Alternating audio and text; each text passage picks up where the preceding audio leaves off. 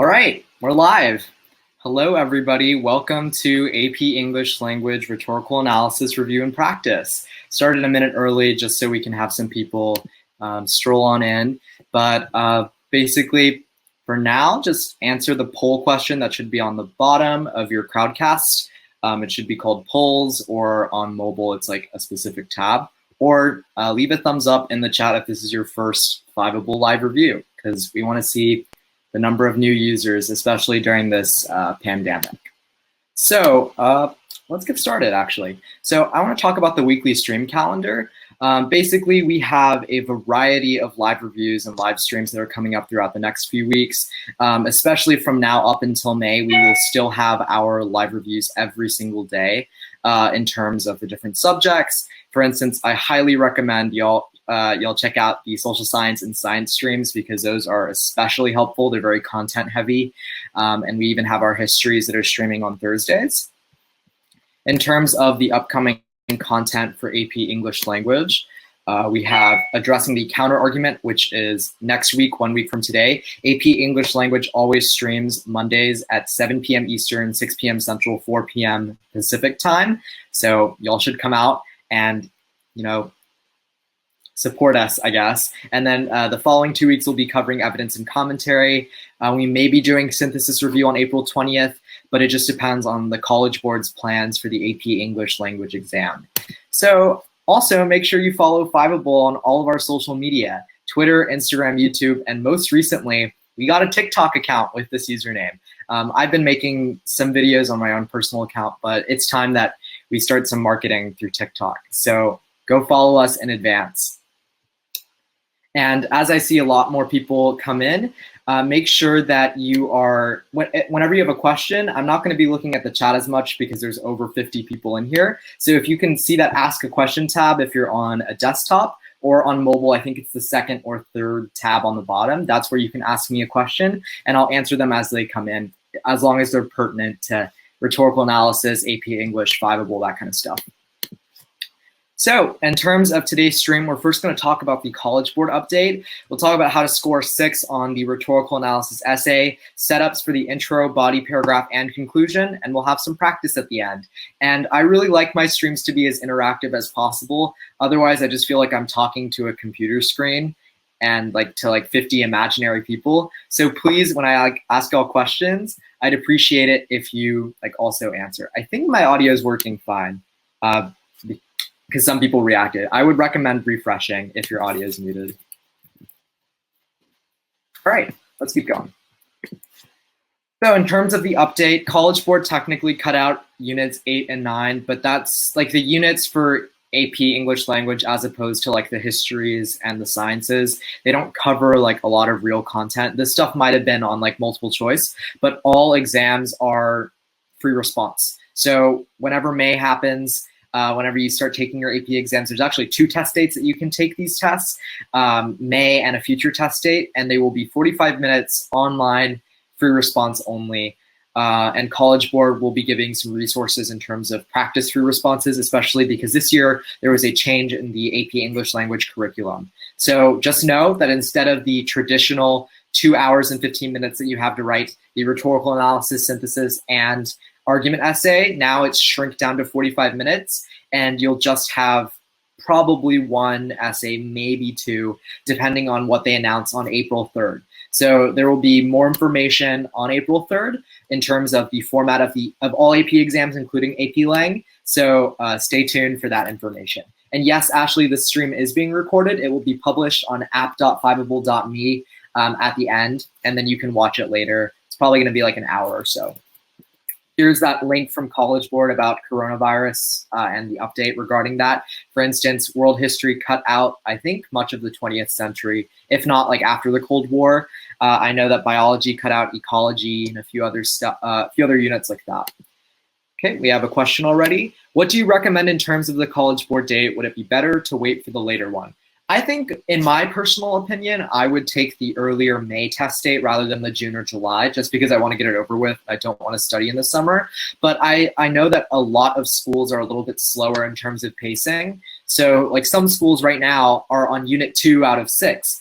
So in that instance where you are doing, catch-up learning, it might be smarter for you to take it later. It's honestly a case-by-case basis as to when you take your AP exams. It's honestly up to you. Good question, Perla. Do you think College Board will provide calculators if you don't have one?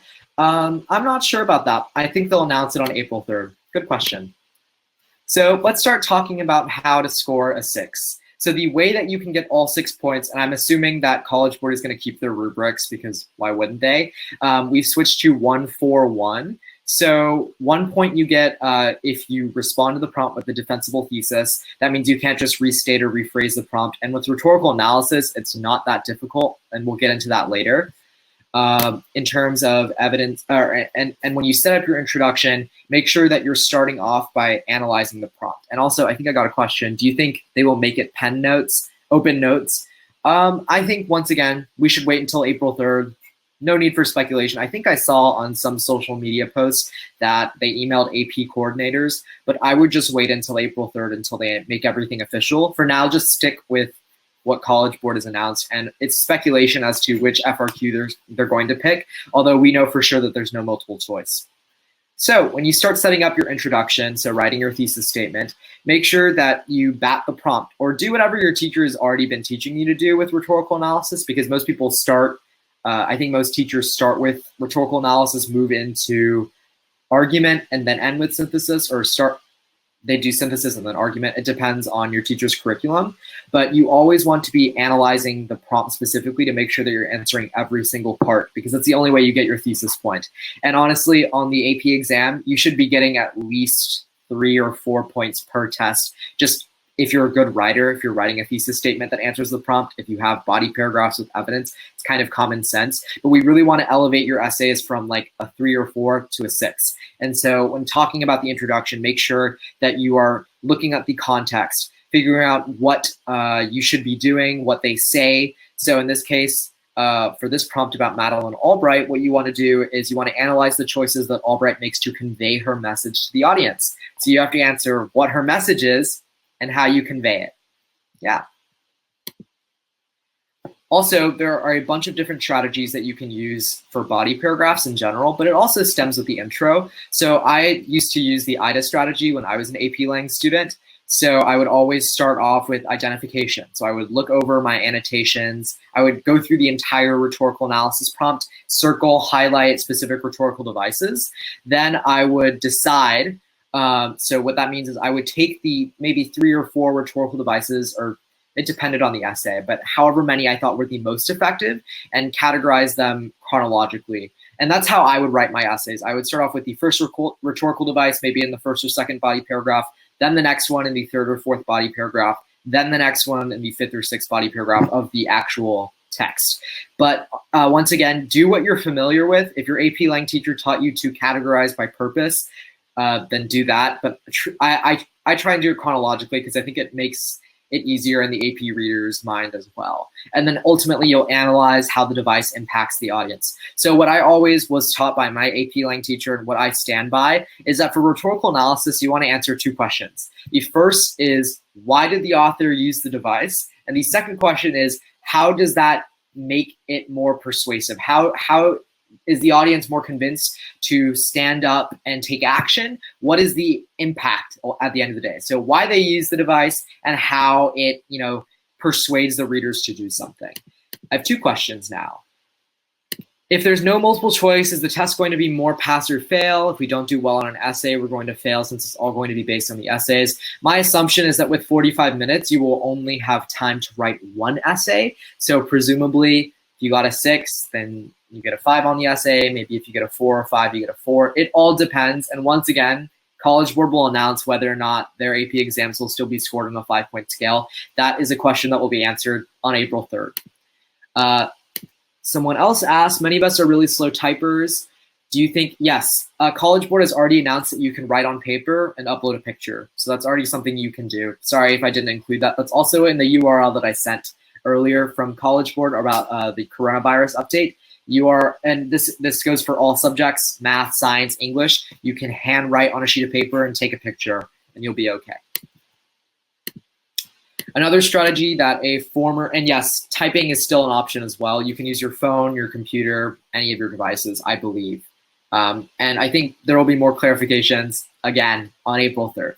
So in terms of the Toby outline, this is another way you can write your AP Lang essays, especially for rhetorical analysis. So first you want to create a sentence that has that defensible thesis that analyzes the writer's rhetorical choices. Make sure you outline ideas to plot your written response, and then, finding that big idea, that lasting impact that makes rhetorical analysis, makes that article make sense. So remember, broadly speaking, what rhetorical analysis is that you have a speech, you have some sort of writing where the author they had a purpose. So you want to analyze how every single one of the rhetorical devices contributed to that purpose, whether that is to convince a president to do something, to convince legislators to do something, make the audience, fight for civil rights, something like that. So you really want to emphasize that throughout your essay. So let's talk about how you can write an intro.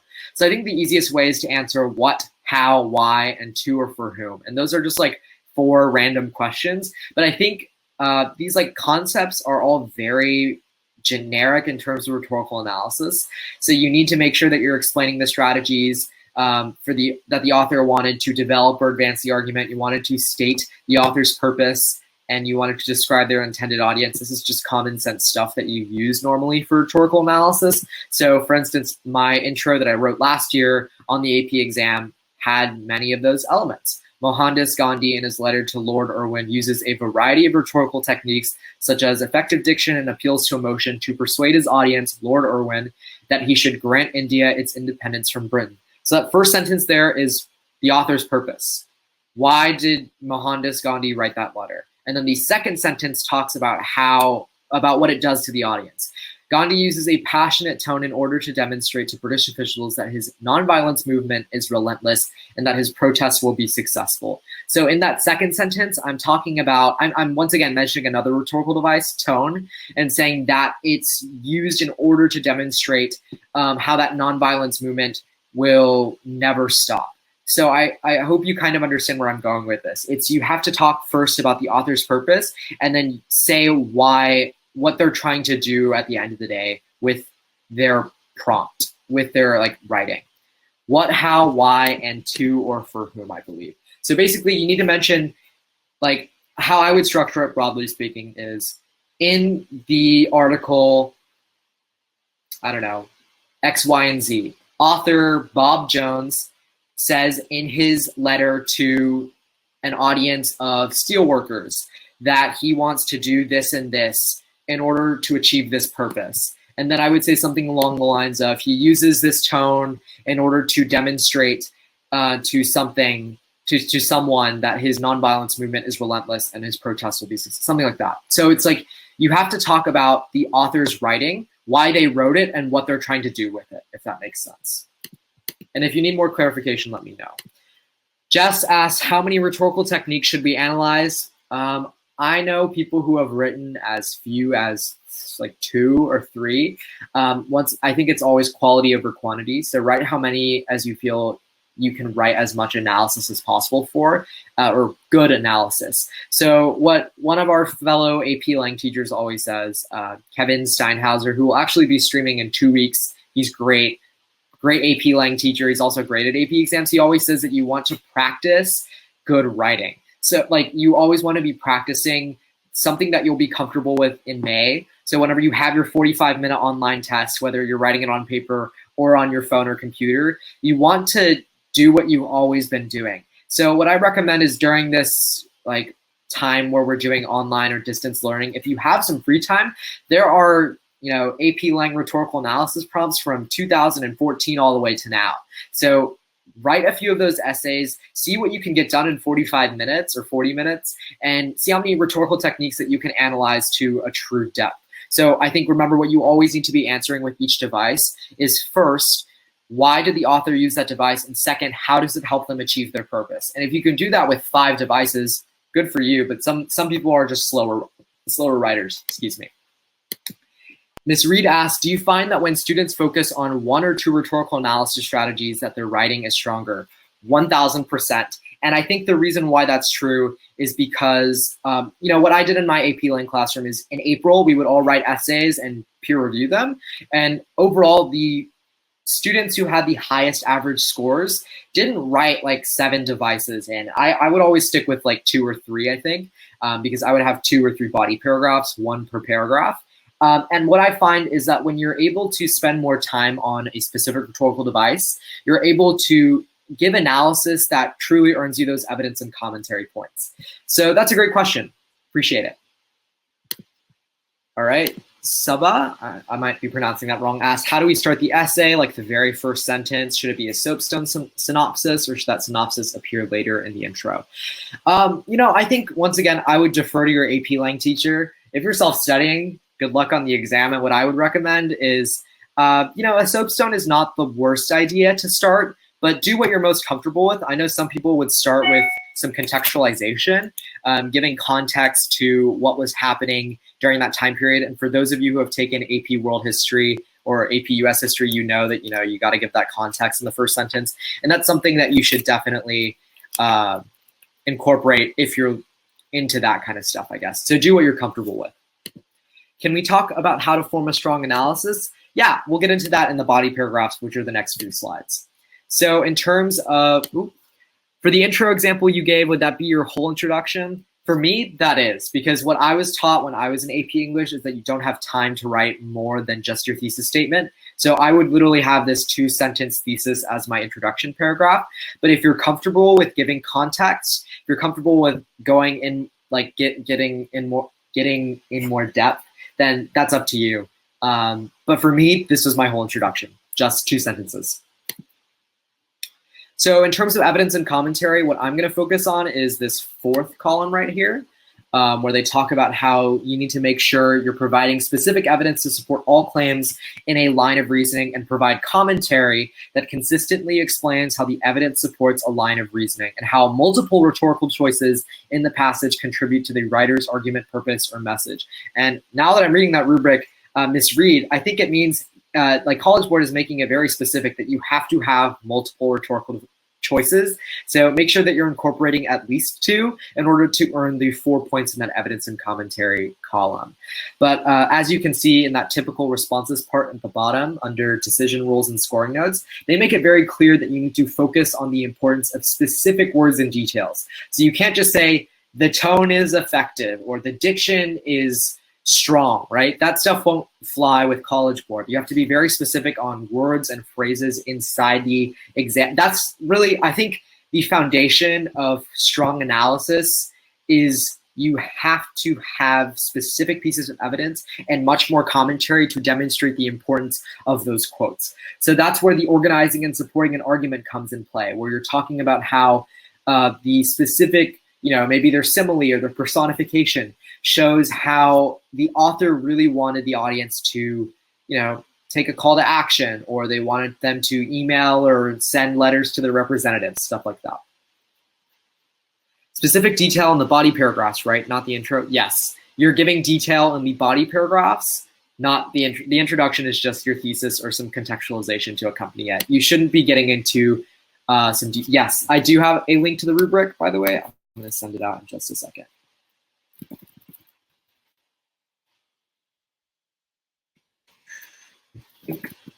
This is the rubric.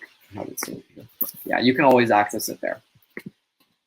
So in terms of what you want to put in your body paragraphs, what I always like to do is I start with a topic sentence. Then so in the last one, it'd be Gandhi begins with some strategy. Then my example, so I cite the specific evidence of that rhetorical device that I talked about in the topic sentence. And then I discuss how it links back to my thesis, why the author used it, that kind of stuff.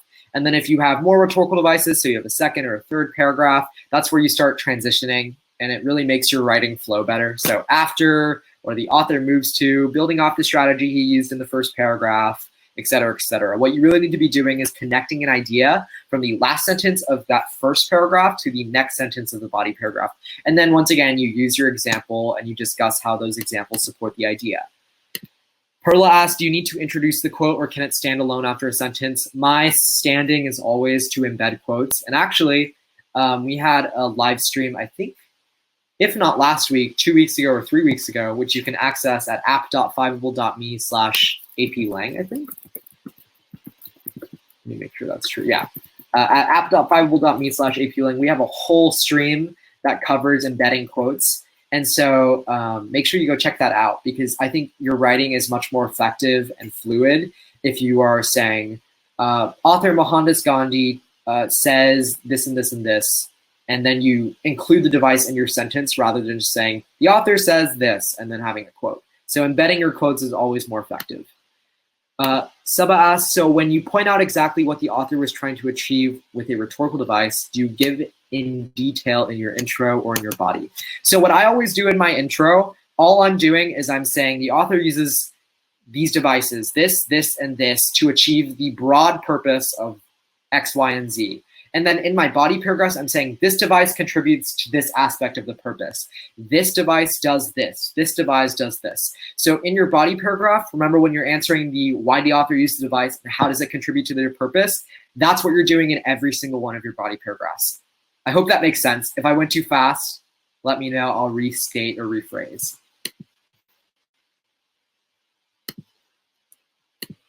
Okay, so I think, looking at these templates are kind of boring. It's more fun to look at an actual body paragraph written. So here's mine. Gandhi starts his letter by using an anaphora in lines 6 and 7, asserting that conversation of a nation that has, quote, preyed upon another, far more numerous, far more ancient, is, quote, worth any risk. So as you can see here, what I did was I embedded the quote. So my sentence right here has the quote inside my own analysis, which I have before and in between the quotes. And I think it honestly, rather than saying Gandhi uses anaphora, he says far more numerous, far more ancient. Like that feels like sophomore writing, and y'all are like juniors, and y'all are juniors, right? Like it's like freshman writing, and you can do better. You can embed the quote in the topic sentence. So what I actually did is I combined the topic sentence and the evidence sentence per se. I think you can have them as two separate sentences, as a topic sentence and as a quote sentence. I think last year we were a little bit more lenient because we had a 9-point scale where it was just like whether there wasn't a 1-4-1. It was very different. So back in my day, so last year, it was a little bit different in terms of flexibility, but I think using a topic sentence and then having an evidence quote afterwards is fine too. So every body paragraph should be topic, evidence, analysis, transition.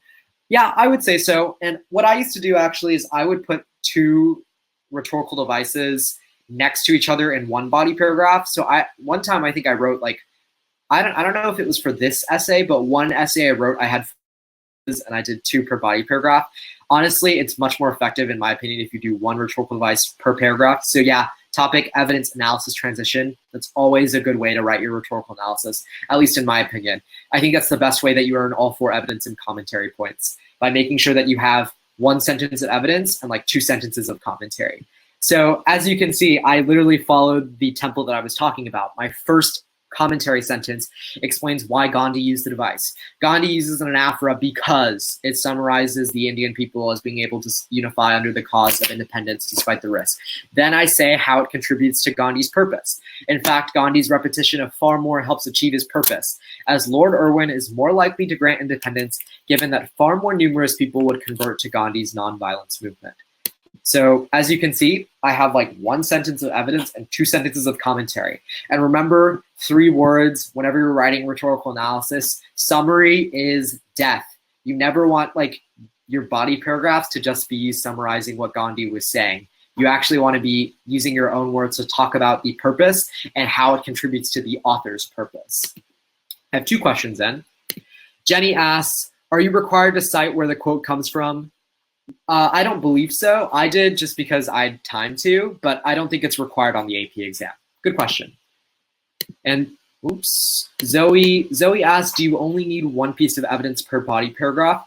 I was taught that you can have 2 pieces. I know some of my fellow students and people in AP Lang, like juniors that I'm friends with, they write with 1 piece of evidence per paragraph. So do what you're most comfortable with. Do what you've been doing since September, October. And yeah. Okay, Perla asks, should you summarize it all then? So I'm going to be very careful with what I mean by when I say summary is death. I think embedding quotes and paraphrasing what the author did, like, giving evidence of anaphora, you technically have to summarize, but you should never be saying something like, Gandhi states his letter by using an anaphora in lines 6 and 7, asserting that conversation of a nation that has preyed upon another, like saying like afterwards, like Gandhi wanted to create a movement to get independence from Britain. That's not what you're doing. This isn't a WAP essay. This isn't an A-push essay. You're not talking about the actual content. What you're talking about is why they use the device and how it helps them achieve their purpose. I hope that clarifies a little bit what I'm talking about. All right, so if there aren't any further questions, I guess we'll move into sophistication. So the last point which they've asked, oh, can you explain that a bit more? Yeah, sure, I will. So what I mean is, okay, the whole idea of rhetorical analysis, broadly speaking, is that you want to be taking devices within like a big speech or big article and saying, the author used this specific device for this reason. And they also use that device to help achieve their overall purpose. So let's say we take Donald Trump's State of the Union address, where he said he wanted funding for his border wall, right? And so we can take certain aspects of his speech. Maybe he used an anaphora, and we'll say he uses repetition for two reasons. The first is to convince Democrats to support border wall funding, and moreover, like broadly speaking, he used the anaphora to try and make the American people feel as if they need to support the wall. What you don't want to be doing is saying, every single year there's a State of the Union address that the president must give to the people, and Donald Trump gave a State of the Union in February, right? That's not useful content. It's not something that the AP reader will care about. Does that make a little bit more sense, Saba? And Perla, yes, you can use that in context in the intro. And actually, we're getting there. So you can demonstrate sophistication by in 3 ways on the rhetorical analysis exam, at least given by College Board. The first is explaining the significance or relevance of the writer's rhetorical choices. I think this is that contextualization that I was talking about. So bringing up in the intro, like what the timeline was and why the rhetorical choices were relevant. And even like with every single device, mentioning why it matters. So maybe add on a 3rd sentence of analysis. Your first sentence of analysis is, why did the author use the device? The second sentence is, how did it help them achieve their purpose? And their 3rd sentence is why it's significant. I think that's a pretty easy way that you can get sophistication. So I'm actually going to write that out here. 1, why the author used the device.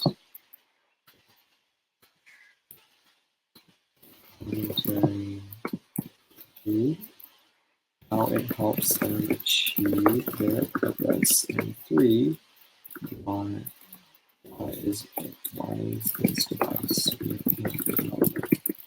Why does this matter? All right. If we choose to do 1 evidence per paragraph and 2 devices in our essay, like you said we could, we'd only have 2 pieces of, I'm guessing, of evidence in our entire essay. Is that enough for all 4 points? AP hasn't officially announced like how many pieces of evidence you need, but I think from samples, and I'm going to check on this at the end of today's stream. I think having 2 devices is probably sufficient for the exam, and I'll get back to you as to when that. I'll get back to you at the end as to what College Board has said. What's the difference between why it's relevant and why it helps achieve the purpose? So, okay, why it helps achieve their purpose, what that basically means is, if the author's ultimate goal is to, get the readers to do something, right? That's how it helps them achieve their purpose. Whereas why it's relevant is, why does this, why is using this device matter? And I think it also brings in a greater question of, why did this specific part of their speech why is it important at the end of the day? In 2019, when we're reading this analysis from 1976, right? Why does their use of this device matter at the end of the day? And I think when it says explaining the significance or relevance given the rhetorical situation, that illustrates, like a rhetorical situation is the relationship between the author, the reader, or the author, the audience, and other people, right? And so I think you have to talk about why ultimately it matters in like a real world context. I hope that makes sense. There are also 2 other ways that you can show significance. The first is that you can explain a purpose or function of the passage's complexities or tensions. I've never done this personally. I think it's something you can try, and if it's something you started doing since October, pointing out specific ways where maybe the writer didn't do this as effectively. Maybe this device didn't work, right? And maybe you don't think it would work. That's something that you can maybe do an extra body paragraph about, bringing out a tension or a complexity, right? And what's really important is that explaining a purpose or function. So maybe the author contradicts themselves. Maybe they say one thing and then like 2 paragraphs later, they seemingly say the opposite. If you point that out and you say, this shows that the passage is complex because the author is using 2 different opinions to strengthen their argument. Maybe if the author uses like a rebuttal or a counter argument, which you'll use in your own argument essays, point that out and explaining that purpose. That's another way you can earn sophistication. And finally, I think the last point is the hardest way that you can earn sophistication, which is having a consistently vivid and persuasive prose. I don't exactly know what that looks like in the AP grader's mind. And so I think those first 2 ways that you can earn sophistication, those are the easiest ways. So the first is explaining significance or relevance in terms of the rhetorical situation, and the second is explaining the function or purpose of complexities. We have a question. In your opinion, what is the easiest way to earn the sophistication point? We didn't have to do this last year, but if I were, taking the exam in May, I would probably do number 2, which is look for complexities. If I find a contradiction, if I find some obvious weird things that the author is doing that I wouldn't do in my own writing, maybe something that's tense per se, then I would do that second way, which is, explaining the function or purpose. But oftentimes, you'll see articles where you don't know what complexities and tensions are. So in that case, I would do the first point, which is explaining the significance and relevance of rhetorical devices in the context of the rhetorical situation. Good question. And I saw that Ms. Reed said earlier that the lecture is about 45 minutes long. Yeah, I would say that it's going to be 45 minutes for just like me talking, but it could go up to like an hour in terms of your own practice. But once again, all of our live reviews are completely recorded, completely free. And so at the end of the day, if you have to leave, let's say in 5 minutes, right? You can watch this later in the comfort of your own bed, maybe writing your essay, typing it out loud, or typing it on your computer, sorry, and then you can give it to your teacher later or whoever you're submitting it to. All right, and then we'll talk about conclusions really quickly. I think that rhetorical analysis conclusions don't really matter that much at the end of the day. All you really need to do is wrap up the essay, and oftentimes restating your intro or your thesis is something that some teachers encourage and some kids do. And I don't think restating your thesis will hurt you, but I think you can definitely do more to help you, if that makes any sense. So what that means is, you should make your readers glad they read your paper, right? And I guess it is an opportunity to include some sophistication, but I think overall, maybe showing your reader how all of your devices kind of mesh together and show the author's, big picture message, it's something that you want to do. For what essays do conclusions matter then? I would say that, I don't know if a lot of I think a conclusion won't make or break an essay, but I think having one is necessary, if that makes sense. So they don't have to be that great, but they have to be present in argument, in synthesis, and in rhetorical analysis. Because at the end of the day, you're probably going to be restating, you might be doing some variant of restating your thesis. Shouldn't we try to impress the reader with the conclusion? Yeah, but I think at the end, remember that 5 of your 6 points come from your evidence and commentary and your body paragraphs and your thesis point. So really, the bulk of your time you should be spending on is your intro and your body paragraphs. I think your conclusion can be a way that you introduce maybe some sophistication, but if you're I wouldn't spend too much time on the conclusion just because you might be taking away time from other aspects. Many of us have time management issues. Will it hurt us? No, I don't think it will hurt you if you have a restated thesis in your conclusion, not at all. And I think you do bring up a good point with time management. And I know a lot of AP Lang students struggle with timing. Thankfully, this year it's just 45 minutes and potentially 1 essay, at least I think so. And so that means that you will just be writing 1. How do you efficiently tie together the points you stated? Can you give an example, please? Yeah, I'm going to do that in the next slide. So What I wrote last year as my conclusion was a restatement of my thesis. Overall, Gandhi's usage of rhetorical techniques such as a call to action, emotional appeal, and syntax directly helped Gandhi achieve his purpose of convincing Lord Irwin of recognizing independence. So that's a very restated thesis conclusion. It's very basic. I think it will suffice. But if you want something more in depth, this is actually a sample essay released by College Board, and this was their conclusion paragraph. As you can see, it's 3 times as long as mine, and they evidently had a lot more time with their conclusion. And I think this conclusion helped earn them their sophistication point. So they say, throughout his letter to the British, Gandhi evokes a sense of imperative yet polite force. By the way, that's an example of complexity.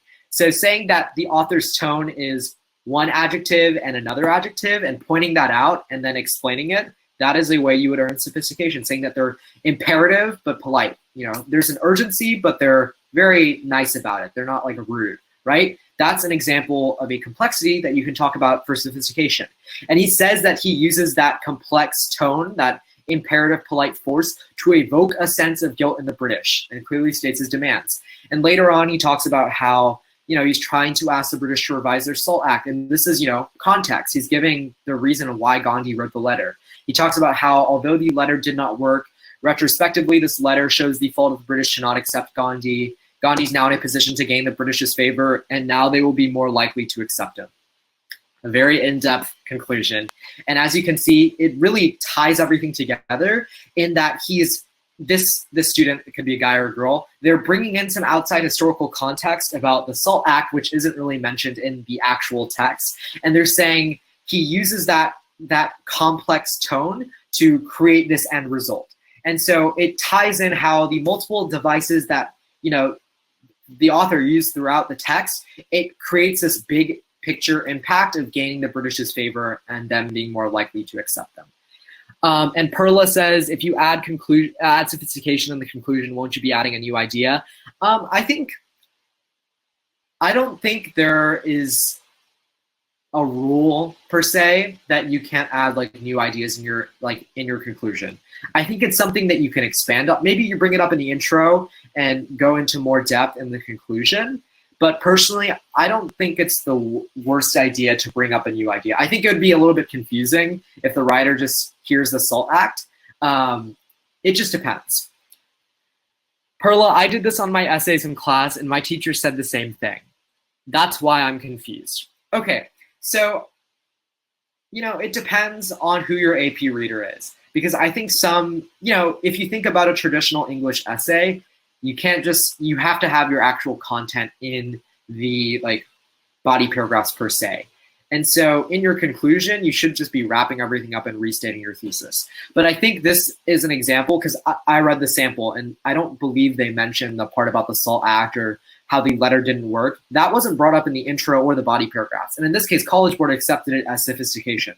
So it depends on what your teacher says. And if your teacher told you to do sophistication in a 4th body paragraph or a 3rd body paragraph, that works just as well. And I think, you know, at the end of the day, you're still including that text. It doesn't really matter where you put it as long as it's present. Like I even know some kids who write their theses in the conclusion and College Board accepts it, but it's not really a good way to write your essays to have your thesis at the end.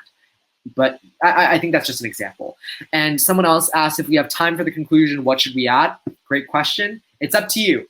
It depends. It's honestly like a choose your own adventure, as I mentioned. If you want to talk about some context, if you want to restate your thesis, it's all up to you. I think some people might, you know, write a restated thesis and go back through and look through their essay and maybe add some other stuff or correct grammatical mistakes. If that's a better use of your time, in your opinion, then do that. You have another question? Would a counter-argument be sophistication then? Not in rhetorical analysis. In argument and in synthesis, you can provide a counter-argument rebuttal or a, what's it called? A counter-argument, rebuttal, or concession, that's what it is. But on rhetorical analysis, I don't exactly know what you're rebutting. Like, you can't rebut the content of the speech because remember, you're talking about rhetorical devices. What you can do is you can point out complexities and tensions. So you can say, oh, the author uses this tone at the beginning and this tone at the end, and that polite yet or that urgent yet sad mood that's like communicated or something like that. There's a purpose to that. I think that's how you could earn sophistication rather than a counter argument. Coronavirus says if we were in a rush and mess up our initial thesis, but we write a good thesis in our conclusion, will we still get the point? Yeah, but I think with proper planning, that's like a worst case scenario. And I think given the amount of times that you've practiced, it's like, I think in my opinion, it's kind of difficult to mess up a rhetorical analysis thesis because you're doing like what you write in the intro, you have to be including in your body paragraphs, which is why the author, like what was the purpose, why did the author give this speech? And ultimately, what was their purpose to the audience? What did he want the audience to do? And that's really all you have to do in the thesis intro. And I mean, I guess you could earn the conclusion thesis point, but at the end of the day, it's just more effective if you spend some more planning time writing a good thesis in the intro and not confusing your author or confusing your AP reader between the intro and the conclusion. Because if you have two different ideas in the intro and the conclusion, it gets very like messy and boggled down, I guess. If you use juxtaposition as a rhetorical device, would that be sophistication or just part of the original devices used to support? It depends. I think if you just say like the author uses the words happy or uses positive tone words and negative tone words right next to each other, then I don't think it would count as sophistication, because if we go back to that tab, it says that you have to explain a purpose or function of the passage's complexities. So you have to talk about the passage as a whole. You have to say the tone of the passage as a whole is this and this, or this aspect and this aspect are contradictory, right?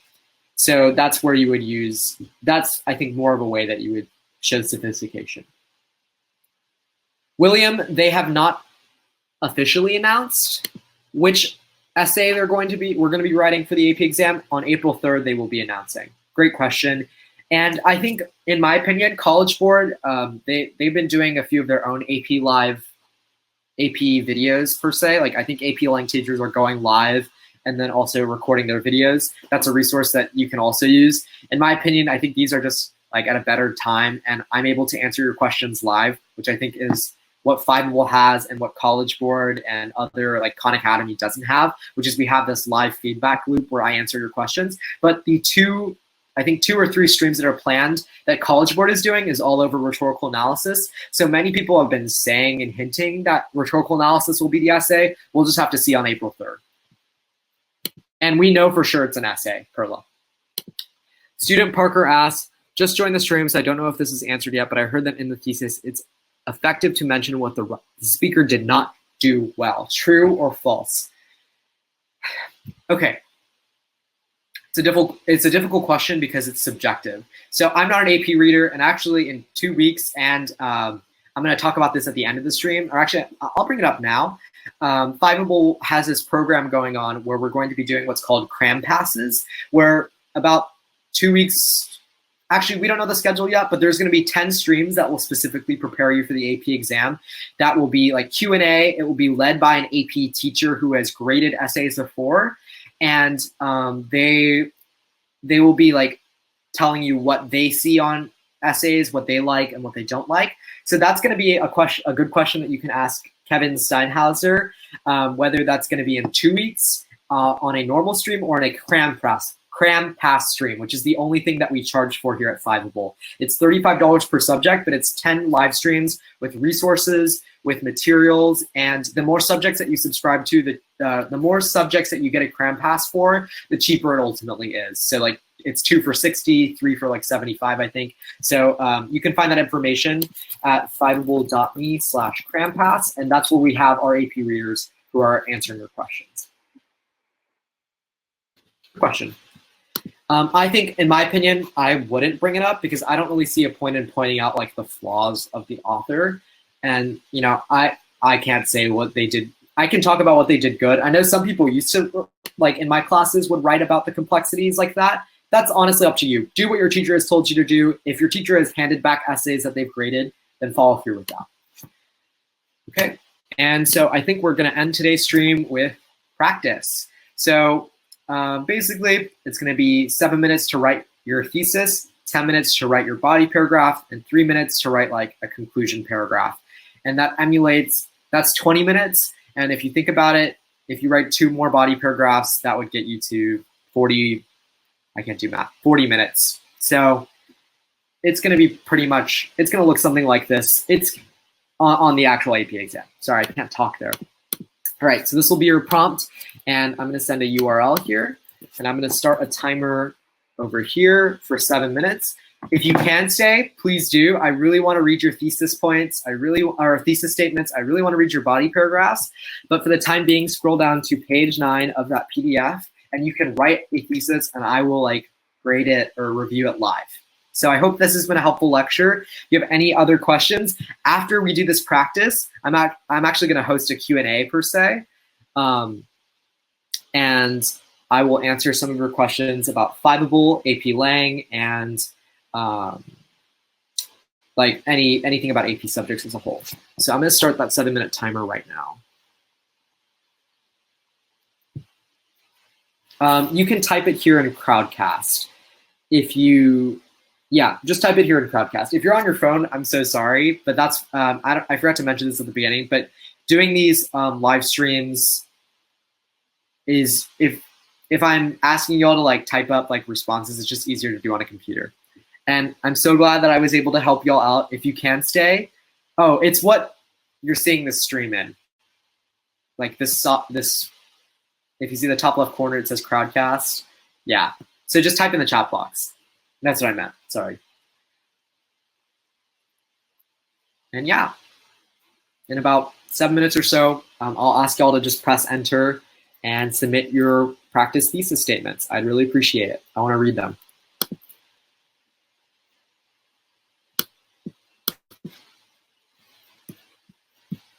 In the meantime, I will stay muted. Actually, before I unmute, if the essay happens to be argument or synthesis, I highly recommend you show up in 45 minutes to the AP US Government, AP English Language co-hosted current events live stream. We'll be talking about the 2020 election, about COVID-19, about current events. And if the essay happens to be argument, you need current events, historical you need examples from the real world to support your argument. And that's where current events comes in. So, and also if you're an AP US Government, I highly recommend you come and learn about what's happening in our world. It will be co-hosted by me and another government streamer, Fatima Raja, will be co-hosting our current events live stream. That will happen at 8:30 p.m. Eastern time here on Fiveable. Highly recommend y'all check it out. And yes, I'll slide you that link in a second. In the meantime, you'll have about 5 minutes or so to submit your thesis statement.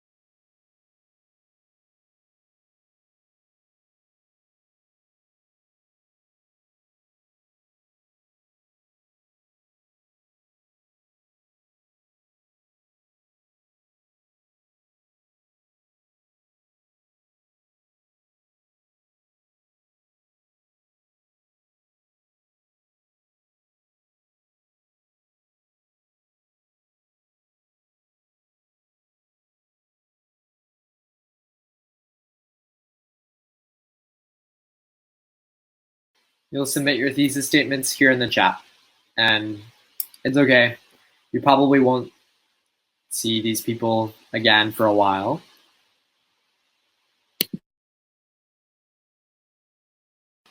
You have about 2 minutes left to submit your thesis here in the chat. 2 minutes, and then we'll move on.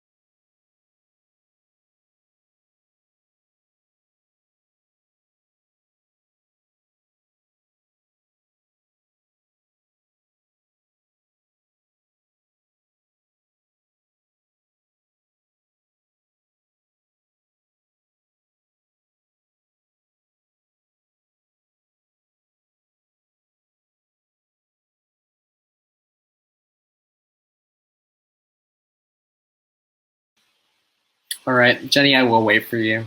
But we're going to read through a few of these for now. Submit it when you're done. Okay.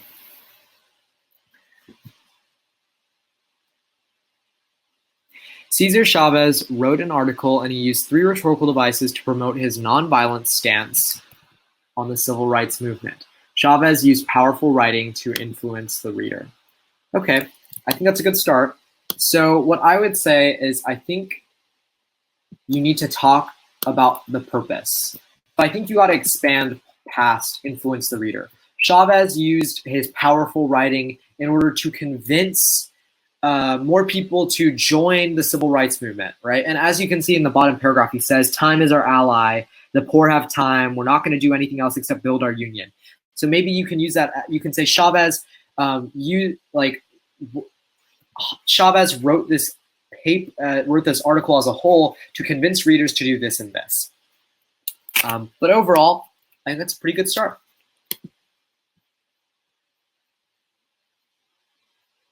Okay. 1 second, I'm going to make sure I'm looking at the thesis correctly. Analyze the rhetorical choices Chavez makes to develop his argument about nonviolent resistance. Okay. Through his skillful use of bold diction, repetition of the word we, and purposeful analogies to create a sense of community, Dr. Martin Luther King is able to encourage his audience to support the belief that the benefits of nonviolent resistance outweigh those of violent resistance. Okay. I don't mean to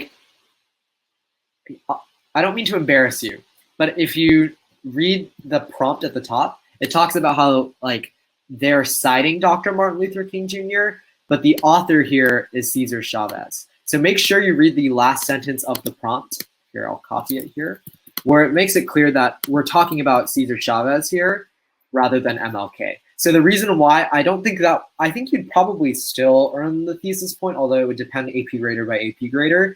But that's like a silly mistake to make per se. And that's okay. At least you're doing it live with me today on March 23rd rather than in May on the actual AP exam. But this is how they trick people. They talk about Dr. Martin Luther King throughout the actual article, but it's not about Martin Luther King. It's about Cesar Chavez's speech about nonviolent resistance.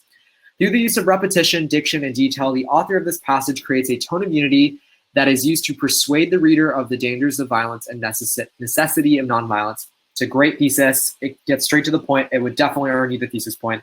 The only thing I would add is make sure you say, like saying the author Cesar Chavez creates a tone of unity. That'd probably be a little bit better.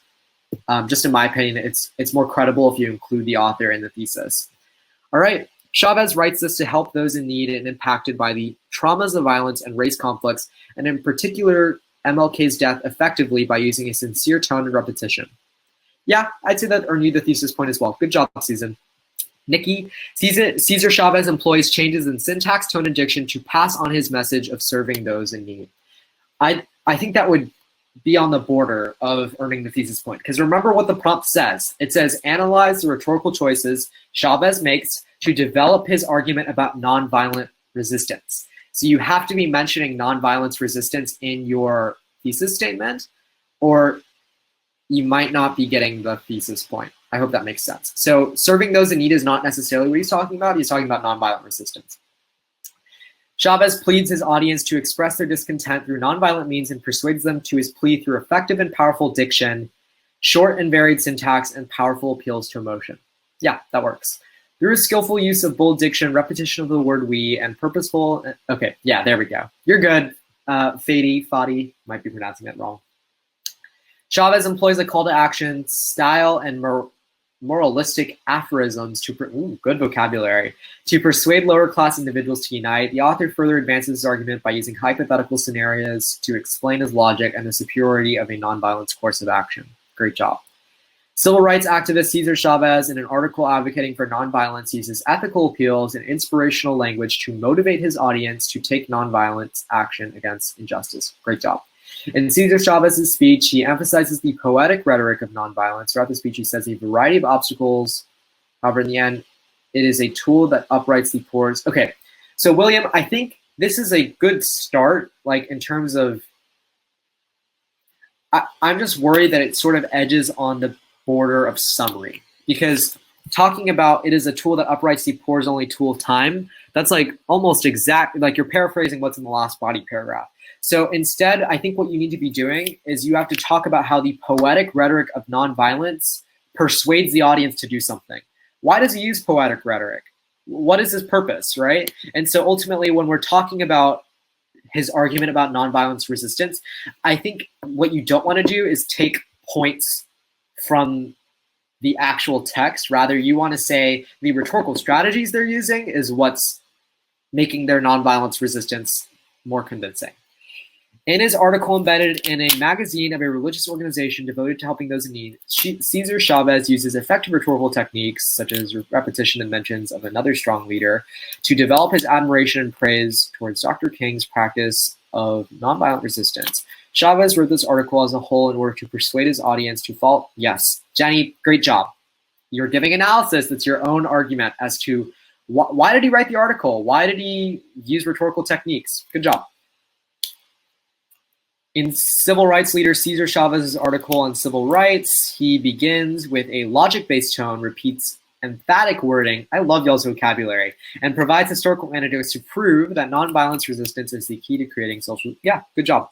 Chavez urges the readers to unite in the fight to overcome violence and persevere in sustaining the nonviolence movement through those rhetorical devices that create a sense of, yeah, good job. By using repetition, oops, skipped somewhere. By using repetition and diction and a tone that creates unity in community, Cesar Chavez is able to convince his audience that nonviolence resistance is the path to positive change. Great job, Zoe. Ashley? Cesar Chavez, in a magazine article, argues that nonviolence overpowers violence. He accomplishes this through the implementation of dichotomy and emotionally written word usage. Y'all are killing it with this vocab. Oops. Y'all are killing. I keep pressing repeat, and that's the problem. Y'all are killing it with this great prose. In his magazine article, Cesar Chavez builds upon the ideologies of nonviolent protest leaders and utilizes emotional language to create a sense of humanity among his readers. Good job. Through this, Chavez furthers his ideals for nonviolent movements and its great power to evoke change. Good job. Chavez incorporates anaphora, strong diction, and appeals to unity to argue that nonviolence resistance creates a sense of humanity among others. In Cesar Chavez's speech, he uses repetition and diction to portray his message about having patience, nonviolence movements. Chavez uses such devices to persuade others to join their movement. Okay. Maria might be saying this wrong. This is a great thesis, and it's okay if it's a little long. Just make sure that you're not spending too much time on the thesis and also having some time for evidence and commentary. By the way, I think we're out of time for body paragraphs. That's okay. I'm going to see if I can arrange for a live rhetorical analysis practice again in the future. And also I'm going to look into doing something on our community page. And actually, I encourage all of you to join it right now, community.5able.me. I think that's the link. Where if you actually go onto the AP Lang site, we actually had a previous practice for the argument essay where you could, the argument essay, and that's where like we had AP readers go through all of your body paragraphs and stuff, where I'd have more time. But right now we're already at like an hour, and I don't want to extend this to an hour and a half. Cesar Chavez's speech, he uses repetition, and I already did that one. Cesar Chavez argues for joining nonviolent protest by using logical reasoning, appeals to emotion, and language that allies him with the reader. Yeah, that's good. Appealing to his audience's morality, Chavez uses tone, diction, and analogies in order to advocate for nonviolent resistance. Yeah. Throughout his speech, Chavez alludes to other nonviolent activists and their success, repeating the word we to create a sense of unity, and constantly showing nonviolent acts are much more powerful than violent acts in order to show that the reader should join and support his movement. Yeah, that shows this message. And I see that Ms. Reed here mentions that syntax is sentence structure. It's a great point. And also, I would be very careful. I forgot to bring this up earlier. I saw a lot of people say that, you know, Chavez uses diction, or Chavez uses tone, or Chavez uses, I don't know. Like I saw very broad terms being used. So I would be very, very careful in just using those broad big picture terms, because maybe your AP grader is feeling a little grumpy and they're like, that doesn't count, right? Because like an article is made of diction, technically. So making sure that you are being as specific as possible. Oh, thank you, Ms. Reed. I think this brings up a point that I was gonna make anyways. So thank you for answering the question. Bringing in adjectives uses colorful diction, uses emotional diction that causes readers to stand up for their beliefs, something like that. That's something that you'd want to do. They use a passive tone. They use a argumentative yet peaceful, something that doesn't really make sense. But making sure that you're describing your rhetorical devices in your introduction makes it so much more effective. Let's go to the questions now. Perla asked, can you explain what syntax is? And Ms. Reed answered this beautifully in the chat. Syntax is focusing on complex structure, parallel structure, use of fragments, and simple sentences. So it's how the author, you know, structured the text. And I think you'll see this a lot, especially when they're, you know, maybe doing like adjective, adjective, adjective, adjective, right? Like fragrant, period, sad, period, happy, like that. If they do that in a text, that's an example of syntax. If they're doing parallel structure, that's also syntax. Can you lose points if you don't use fancy vocab? No. But making sure that your devices are specific is just a good thing to do. Like saying the author uses diction and tone is just like every author uses diction and tone. What kind of diction? What kind of tone? It just makes it more clear for the AP reader. What's the other live stream that will talk about current situations? In 27 minutes here on Fiveable, I sent the link above, and I'll send it again, actually, if I can. We will be live streaming about current events, COVID-19, and the 2020 election. So you'll get your daily dose of news coverage that will be pretty objective and will help you out if the argument or even synthesis essay is the end prompt. How can we sign up to get notifications that a new prompt is up? Fiveable will email you if you make an account. So if you make an account on community.fiveable.me, you will definitely get notification. Like Tan Ho, our social media marketer, will email you about that. Jenny asks, will you have future live streams that go over synthesis and argument essays? I really enjoyed strategies in teaching. First of all, thank you so much. Makes me feel so great to hear that. But second of all, your synthesis and argument, it depends on what College Board says on April 3rd. Because if they say that there's not going to be a synthesis or argument essay on the AP exam, we're probably not going to have that many streams at all covering them. But I will let you know that there's a possibility we will have what are called bonus streams. And in that case, we're going to be covering synthesis and argument. And if you go to app.fiveable.me/AP-lang, that's where you'll see the upcoming streams, and you'll see right there if we have synthesis and argumentative essay streams. And I saw someone posted a body paragraph. Thank you so much. I appreciate it. You didn't have to because we ran out of time, but I'll look over it anyways. Perla, by the way, I don't know how often community prompts are posted. Just make an account and you'll get emails as to when they happen. It just depends on the availability of our AP readers. Chavez establishes hypothetical scenarios to contrast the potential effects of nonviolent resistance with violence. Chavez points that violence will lead to more injuries and perhaps deaths and total demoralization of the workers. Great job with embedding quotes. While nonviolence will result as a resolution to problems and people will react positively. The author uses the premise-conclusion dynamic, great analysis, to further his point that nonviolence is the best course of action. With the scenarios, Chavez not only proves the effectiveness of nonviolence, but also demonstrates that fallacies that come with a violent course of action. Good job. I would say that that would earn you in my opinion, that would earn you 4 points on evidence and commentary. But I'm not an AP reader, and on a real exam, you'd have to do at least more than one rhetorical device to earn 4 points. But that was a great body paragraph. So this is my last slide, and we've already gone over 21 minutes. But if you have any other final questions about AP Lang, AP Fiveable, I'd be happy to answer them right now. I'm actually only going to give you all 4 minutes because I have to go over and start preparing for that current events stream very, very soon. I hope I will see most of you there or all of you there. I'd really appreciate the support. But yeah, I'll answer any questions in the meantime. You can ask them in the Ask a Question tab or in the Say Something Nice chat box. And thank you all for the thank yous. I really appreciate it. I hope this has been helpful.